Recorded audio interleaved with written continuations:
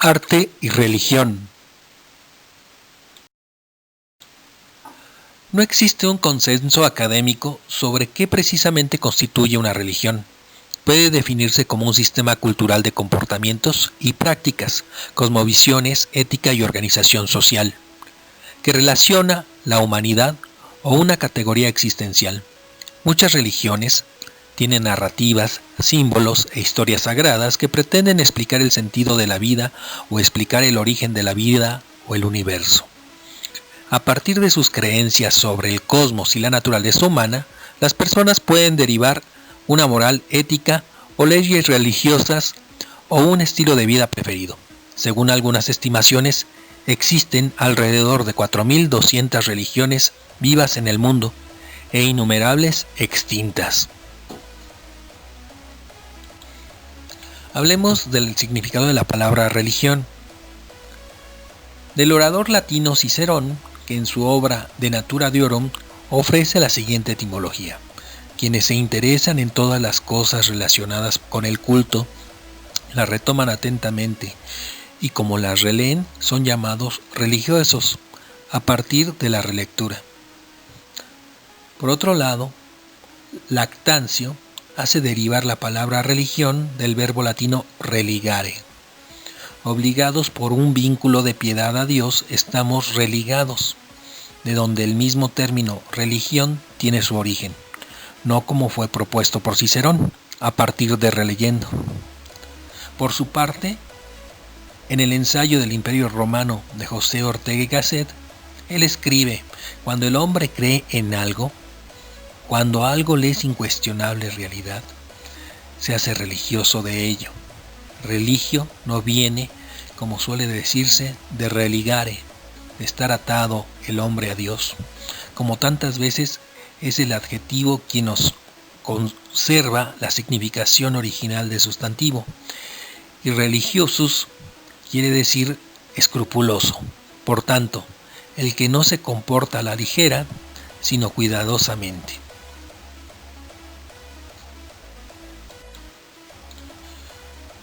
El arte. El término arte procede del latín ars y es equivalente al término griego techne, de donde proviene técnica. Es entendido generalmente como cualquier actividad o producto realizado con una finalidad estética y también comunicativa, mediante la cual se expresan ideas, emociones y, en general, una visión del mundo a través de los diversos recursos, como los plásticos, lingüísticos, sonoros, corporales y mixtos. El arte es un componente de la cultura, reflejando en su concepción los sustratos económicos y sociales, y la transmisión de ideas y valores inherentes a cualquier cultura humana, a lo largo del espacio y del tiempo. Se suele considerar que con la aparición del Homo sapiens, el arte tuvo en principio una función ritual, mágica o religiosa. Pero esta función cambió con la evolución del ser humano, adquiriendo un componente estético y una función social, pedagógica, mercantil o simplemente ornamental.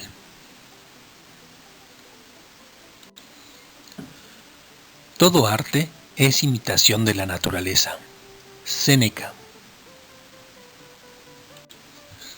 El arte no produce aquello que es visible, sino que hace visible aquello que no siempre lo es.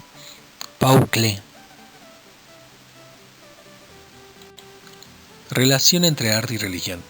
Se podría decir que allí donde la religión se hace artificiosa, está reservado al arte el salvar el núcleo sustancial, penetrando los símbolos míticos, que ésta pretende que sean creídos como verdaderos en el sentido literal del término, según sus valores simbólicos, en los que reconoce, a través de su representación ideal, la verdad ideal que en ellos se esconde.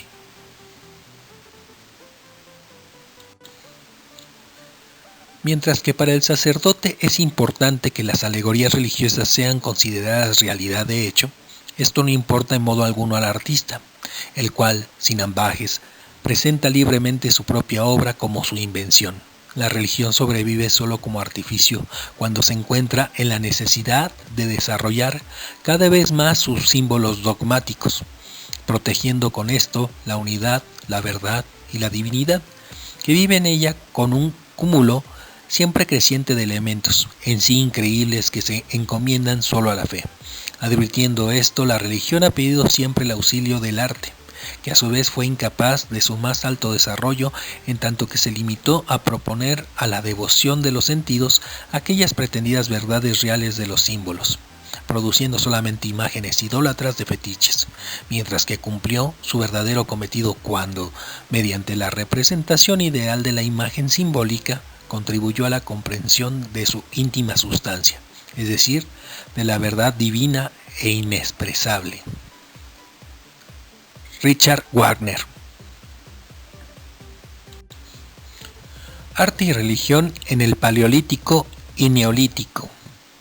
Intentar saber las razones por las que nuestros antepasados elaboraron pinturas, esculturas o grabados es difícil, pero parece probable que estuvieran relacionadas con creencias y rituales mágicos religiosos. En este periodo empieza por primera vez a haber enterramientos individuales y colectivos. Aparecen rituales de inhumación, incineración, postura del cadáver, separación del cráneo, ajuar funerario. También aparece la creencia de una vida más allá de la muerte. En el Neolítico surgen las primeras necrópolis, son los lugares para enterrar a los muertos. Los hombres y mujeres prehistóricos se preguntaban sobre los misterios de la vida y la naturaleza, nacimiento, muerte, crecimiento de plantas, fenómenos naturales. Trataban de explicárselo a través de la existencia de algo superior, una divinidad o seres superiores. Querían ponerse en contacto con ellos a través de ceremonias rituales, honrar y pedir favores, hacer ofrendas, sacrificios, danzas. Nuestros antepasados pintaron animales, bisontes, caballos, ciervos, peces, seres humanos cazando, bailando, y símbolos, manos, sucesión de puntos, seguramente con un fin mágico religioso, para favorecer la caza, la fertilidad o asegurarse la protección de una divinidad.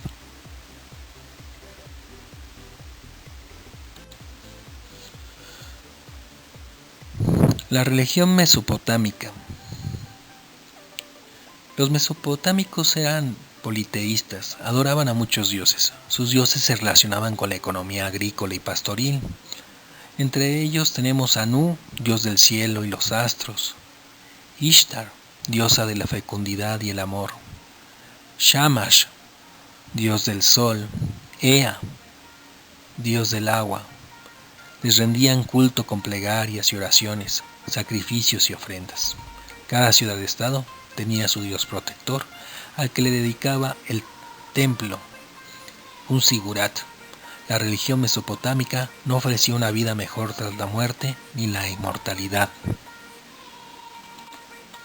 Arte protosumerio. La dama de Huarca, Erech. Esta pieza fue realizada en oro, 3300 años antes de Cristo. Se encuentra ahora en el Museo Nacional de Irak, en Bagdad. Se interpreta como la cabeza de una diosa, concretamente puede tratarse de Inanna, diosa de la fecundidad sumeria. La parte posterior es plana, por lo que se cree que estaba adosada a un muro. Sigurat de Choga-Zambil, de 5 plantas. Imperio Elamita, 1250 años antes de Cristo. La imagen nos muestra la estela o placa de Nanshe, de autor desconocido y datada hacia 2500 años antes de Cristo, perteneciente, por tanto, al periodo sumerio de 2990 a 2330 antes de Cristo, concretamente a la dinastía de Lagash.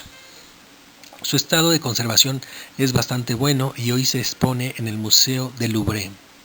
Nos encontramos ante una placa votiva.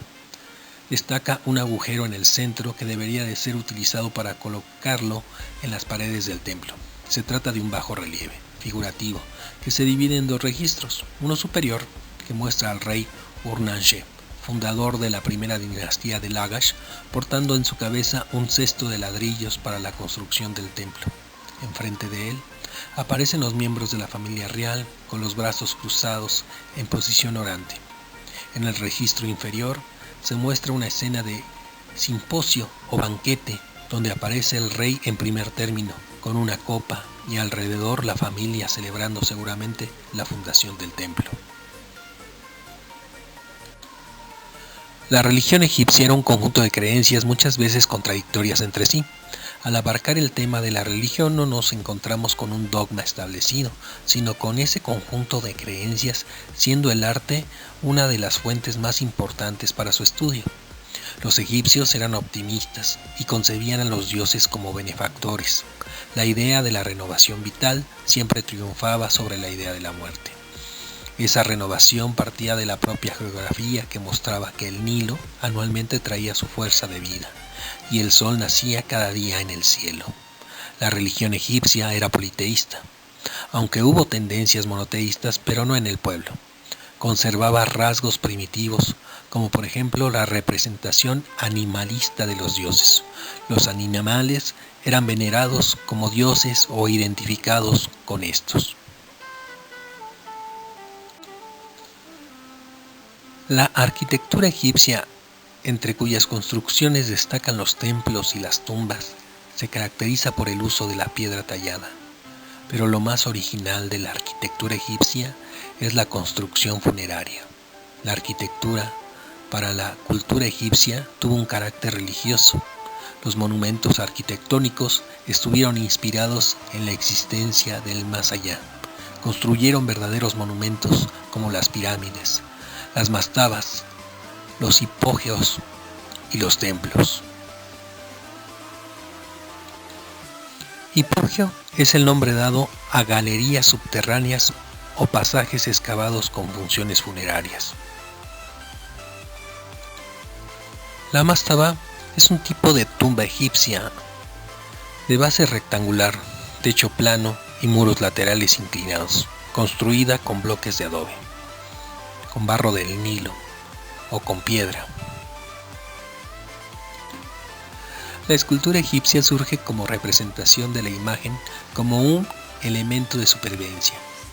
Es el medio para fijar la personalidad del dios o del difunto. Además, esta escultura sirve para la celebración de prácticas religiosas que requiere el difunto para su paso al otro mundo, y la escultura divina para ofrecerle las ofrendas.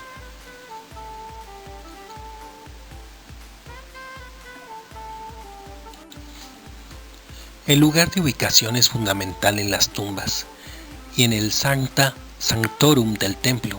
Probablemente también había en los palacios, pero no como elemento de supervivencia, sino simplemente como elemento de ornamentación. La figura del faraón es la que implanta la iconografía, los modelos y las formas en las que se hará el resto de la escultura. Las características principales se mantienen sin cambios importantes a lo largo de todos los imperios, aunque se pueden observar pequeñas variaciones. Las esculturas egipcias mantienen un carácter de rigidez y eratismo, son muy estáticas. Esto es una manera de transmitir la permanencia, quiere mantener o fijar la vida. Cuando hay representado un episodio son escenas relacionadas con la transitoriedad. Esto se ve en las esculturas de los servidores, los nobles y sobre todo del faraón, muy hierático. Hay una gran geometrización, la estatua se articula con planos horizontales y verticales, de forma octogonal. Los materiales más normales son el granito, el basalto y la caliza. También se utilizaba la madera, o si son pequeñas otros materiales nobles como el marfil.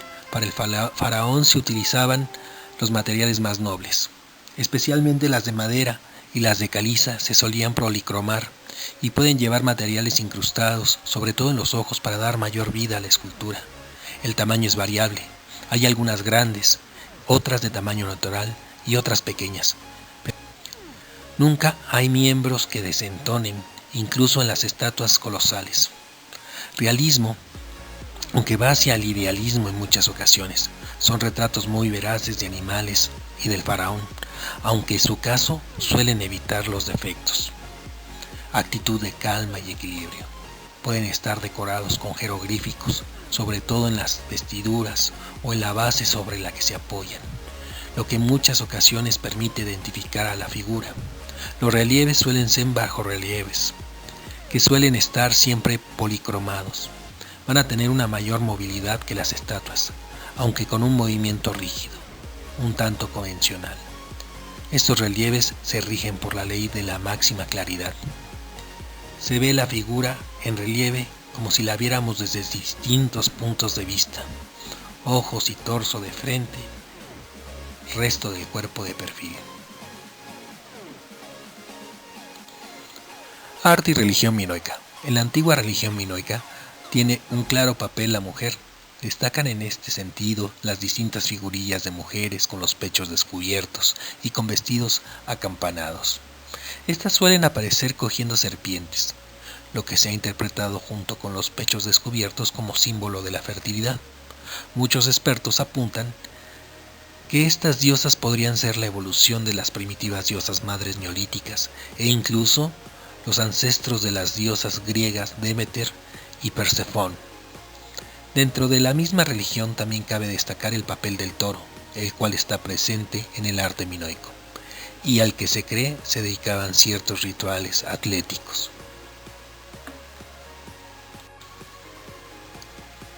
Estatuillas de la diosa cretense de las serpientes, hechas de losa pintada, del periodo minoico medio, 1600 a.C. Arte y religión griega. La religión era politeísta. Los dioses con forma y sentimientos humanos. La religión impulsó el arte griego. Algunos rasgos del arte griego. Había un respeto a la tradición, había una combinación de utilidad y belleza, tenían íntima relación entre el arte y la religión. El arte tenía relaciones con la constitución política. El arte hacía referencia a los hechos históricos y era además un reflejo de las costumbres. La escultura griega está representada por tres épocas: la época arcaica, la clásica y la helenística. En la arcaica, la ley de la frontalidad, los brazos pegados al cuerpo, pie izquierdo adelantado para ser vistos de frente, el hieratismo, jóvenes desnudos o doncellas vestidas, representación esquemática, ojos almendrados, sonrisa arcaica. En la clásica existe un mayor naturalismo, proporción y equilibrio. Se representan atletas desnudos, con expresión serena y con representación del movimiento. En la helenística hay mayor realismo, hay abandono de la serenidad y el equilibrio, gran dinamismo en el movimiento y dramatismo en la expresión, con gran cantidad de temas. Los griegos aprenderán primero a hacer grandes esculturas en piedra tomando como modelo el arte egipcio. Segundo, aprenderán a modelar la anatomía humana para hacerla natural. Tercero, aprenderán que la figura se sitúe en el espacio de forma natural. Cuarto, aplicarán las leyes de proporción y armonía para crear figuras bellas, ideales. Quinto, hará las figuras más humanas dotándolas de emoción y expresividad.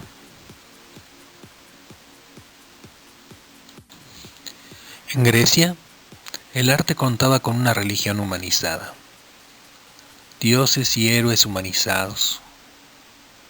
Los griegos crean a sus dioses a su imagen y semejanza.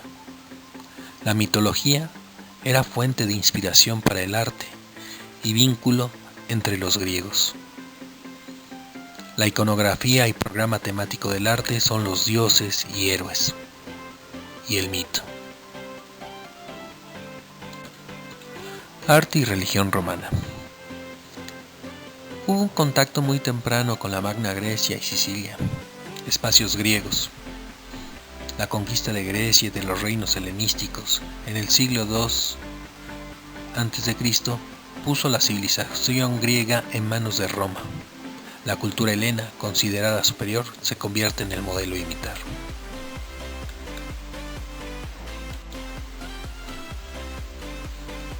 La religiosidad romana, al igual que la griega, estaba basada en una compleja mitología jerarquizada, llena de divinidades, muchas de ellas provenientes del Olimpo griego y de las sociedades orientales conquistadas. Este hecho favoreció el sincretismo religioso, rasgo distintivo de la civilización romana hasta la conversión del Estado romano al cristianismo. Además, era una religiosidad doméstica, con dioses familiares, manes, lares y penates, a los que se ofrecían gestos de respeto, dones y plegarias. El mismo emperador, como Pontifex Maximus, ejercía de intermediario entre el Estado y los dioses. La arquitectura romana, tipologías. Tenemos tres tipos de arquitectura: la religiosa, la arquitectura civil y la de obras públicas. En la arquitectura religiosa está el templo, los monumentos conmemorativos como el Arco del Triunfo, la columna, y la arquitectura funeraria, la tumba. En la arquitectura civil tenemos los edificios públicos, basílicas, termas, mercados, edificios para el espectáculo, el teatro, el anfiteatro, el circo. Arquitectura doméstica, la casa, la villa, el palacio. En las obras públicas de ingeniería tenemos puentes, acueductos, calzados, pantanos, faros y murallas. Arte y religión en la Edad Media. En la Edad Media todo llegará a tener un sentido trascendente, de signo teológico, empezando por la propia vida del hombre, que se concebirá como un lugar de destierro y de lucha al término del cual la muerte nos consolará y hará llegar al seno de Dios. ¿Cuál era la función del arte medieval? Primero, ser una ofrenda a Dios, a los santos y a los difuntos, con el fin de obtener su gracia e indulgencia. De este modo se legitimaba la riqueza de los adornos en las iglesias y monasterios, puesto que era vista como una ofrenda a Dios. Por todo ello, eran necesarios los mejores materiales y técnicas. También otra función era ser intermediaria entre el mundo sobrenatural y el humano. Mediante el arte se hacen visibles las realidades divinas.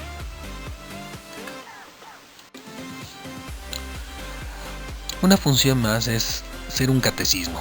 Se suele atribuir a las imágenes medievales una función pedagógica, esto es, explicar los dogmas de la fe cristiana y la historia sagrada a los iletrados. Otra función es ser una afirmación de poder, por un lado del poder de Dios y de la Iglesia, el religioso, por el otro del poder público, emperadores y reyes.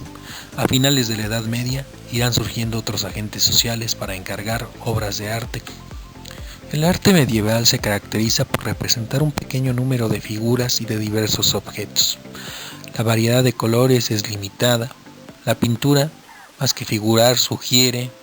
Las figuras se dirigen al espectador. Desde un punto de vista formal es habitual la jerarquización de las figuras y la desproporción, el interés en el gesto y, excepcionalmente, el desnudo que iría desapareciendo poco a poco. El uso de catacumbas se derivaría en panteones públicos. El pueblo se reúne periódicamente en torno a sus oficiantes para participar en oficios religiosos que progresivamente se van ordenando según un ritual en el que todo tiene un sentido: gestos, palabras, luz, música o canto. Y como en todas las civilizaciones, la historia evocada o representada girará en torno del héroe, fundador de sus creencias. Este héroe es aquí Cristo. El arte gótico se sitúa entre los siglos XII y XV. Se caracteriza por el carácter religioso de sus temas. Observamos principalmente santos, vírgenes, ángeles, entre otros. Gran detalle en la figura humana, pero sin profundidad. En la escultura sus figuras las vemos incorporadas a la arquitectura gótica.